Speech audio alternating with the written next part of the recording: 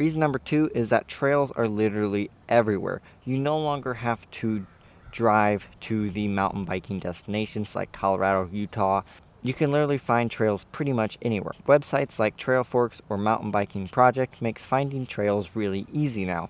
There are over 1 million miles of trails in the United States and way more around the world as well, with new trail networks opening up every single year. And beginner trails exist pretty much everywhere. You no longer have to start on the blues, the blacks, or the double black diamonds. Reason number 3 is that it is the perfect escape from work, screens, and your daily life. Most jobs are indoors, most hobbies are on screens or also indoors, but mountain biking forces you to be outside and completely focused on what you are doing. It is a great way to take a mental break from whatever you're doing and just get out in nature, your heart pumping, and have a really good time. It's really hard to worry about problems with your life, work, or what is in your inbox when you're trying not to fall off a cliff, hit a cactus, or ride up something you've never tackled before.